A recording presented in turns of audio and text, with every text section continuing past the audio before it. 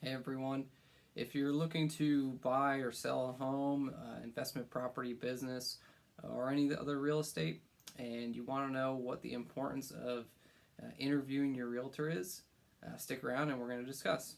So, if you're new to my videos, my name is John Cummings. Welcome from Better Homes and Gardens, Castadon Realty. And the reason for this channel was I just wanted to provide some value to anyone with any sort of real estate needs, provide any information that I can. Um, so feel free to subscribe to my videos and see what other content I have, or reach out, and I'd be happy to make a topic about anything else that anyone would want to hear about. So today's topic, I want to talk about why interviewing realtors it's important, and why I think you should do it. So if you're an agent out there, if you're an agent out there and you don't like what I have to say, you're probably not a great agent. And honestly, I would recommend that you change your business practices on how you treat your clients and your mindset about being a realtor. And that's strictly my opinion. But like I said, if you don't like what I have to say, you're probably not a great agent. Um, Now, one of the reasons I wanted to make this video is because ever since I became an agent, I wanted to.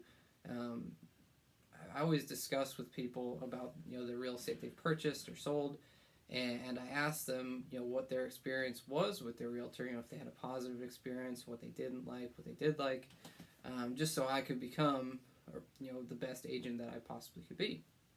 And a lot of people hate their realtors. They have a lot of bad things to say about them, um, and it's unfortunate because it does give good agents a bad name. And a lot of the complaints that I've heard are my realtor didn't explain to me anything about home ownership, or buy the home purchasing process as a new home buyer. My realtor was irritated with me when I didn't put in an offer on a home after we saw X amount of houses. Um, my realtor told me every house that we saw was amazing, even though it was falling apart.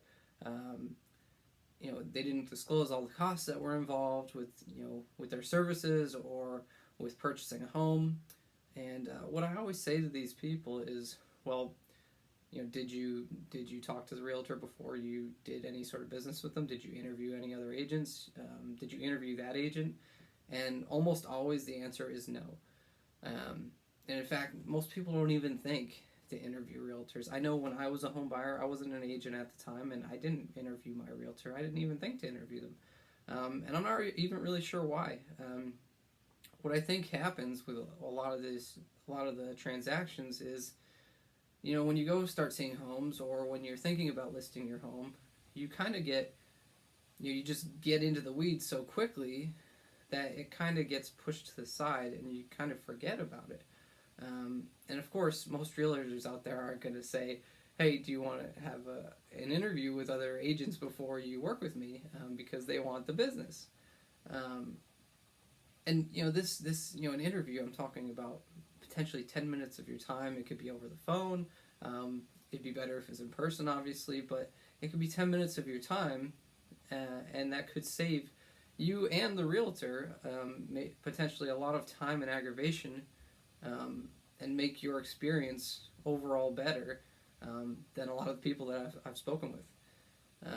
So, the question that I had in my mind when I spoke to these people is, why were these realtors bad? Why do you think so many realtors out there are not good? And I'm definitely going to go out on a limb here and say that there's a lot of realtors out there that are not great.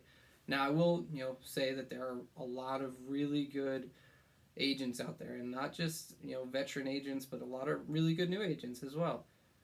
But again, there's a lot of bad agents too. So you want to make sure you're protecting yourself and you do your due diligence when you're talking to them. So I wanted to break down a couple of reasons why I think that some realtors are bad, and walk through what you can do and things you should ask when you're interviewing these realtors. So the first one is experience. So you know, the National Associations of Realtors says that the average agent out there has about 8 years of experience, which isn't terrible at all. That's it's pretty good experience. But they also say that 18% of the agents out there have had their license for a year or less. So you could be working with an agent that just got their license a month ago, and they're on the same level as a 20-year, veteran realtor, and you would never know the difference because they don't, they're not going to disclose that to you right off the get-go. And I do want to say here that, again, if you ask an agent how long they've been in the business and they tell you 6 months, I would not just throw them to the wayside. It's not what I'm saying. There is definitely a lot of really good new agents out there. So if you kind of turn a blind eye to them just because they don't have as much experience, then you're doing yourself a disservice as well. Because a lot of times some of these agents are, they're hungry. They're trying to create the business, so they're going to go the extra mile. But you just want to make sure that you vet them to make sure that this is one of the individuals that is actually a good new agent. So, how do you do this? When you're talking to this agent, you're interviewing them, you should be asking them questions. All right, if since you're new, what's your plan? What's your plan to sell my home? What's your plan to help me find a home? What do you know about the local market? Do you know about where the schools are? Do you know any of the market stats about the home prices, the rentals, or anything at all? Is your brokerage going to be helping you, to close this transaction? Do you have a mentor? A lot of new agents have mentors with the older agents in the brokerage, and that could be really beneficial. So these are important questions to ask. Do they have contacts for the prep work to sell the home? Do they have contacts for photography? Do they have contacts for anything else that might pop up? So if you're asking these questions and your agent can't answer any of them, then it might be time to move on to a different agent. Especially about the plan. What is their plan for you? And this is going to be a common theme throughout this. Is when you're interviewing a realtor, is you want to have a plan that you're okay with and that is fully communicated and upfront and honest, and you could work through together. A good realtor is going to do that with you. So the second thing that makes realtors not so great is the low barrier of entry. So in order to get your real estate license, really all you need to do is take some classes and pass a test, and you're a realtor. And like I said, you're on the same level as someone with 20, 30, 40 years experience right off the bat. And no one, there's not a sign over your head that says I'm new.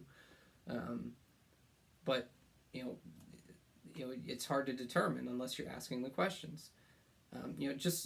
During the pandemic alone, there was a 60% increase in realtors. 60%. That's a lot of new realtors out there. Now, since the pandemic, I'm sure a lot have dropped out. And I'm sure they're going to keep dropping out as the year progresses because the business is getting harder as we see the housing market slow down. But why did so many realtors come in during that time? Well, because during that time the housing market was on fire. You could sell a home just by putting it on the market on the MLS. You didn't really have to market it all that much. Sure, buyers had a harder time, but if you worked with enough buyers, you're eventually going to get a contract through. And a lot of people saw this as an opportunity, especially with the low barrier of entry. They get in, they can make some money, and now that the time it's getting a little rougher, they're probably going to be going to the wayside. But again, these are things you're going to want to ask. And the third and probably the most important thing, I don't care if you're a new agent, if you're a seasoned agent, if you have 1 million transactions, or if it's your first transaction. The most important thing is mindset, right? So you can have a lot of seasoned agents that have a poor mindset. It is what it is. Sometimes they kind of lose the fire. They've lost their way maybe, but they just don't have the mindset anymore. Same thing with new agents. If they're just in it for the money, it's not a great mindset. But when you're trying to determine, does my realtor have a good mindset for me, a good question to ask is, why did you get in this business? What are you trying to get out of this business? What do you like about this business? What do you hate about this business? And how are you going to treat me as a client? So, a good realtor is going to be able to answer these questions in a positive demeanor that is very professional, and they're going to provide an answer that doesn't just rely on money.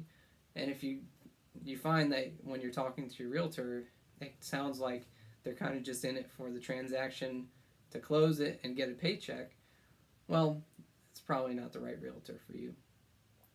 So just to conclude, home ownership is the biggest source of wealth for most Americans. And do you really want to entrust potentially your largest, most important purchase with someone that you can't trust? It's not a great option. So again, I encourage you to interview your realtor, at least the one that you're working with. At least speak to the one that you're working with, and make sure that you're on the same page. But you should talk to multiple realtors and see who fits you the best. And just use this video and provide create a little checklist of some things that you should look for. Thank you guys again for watching.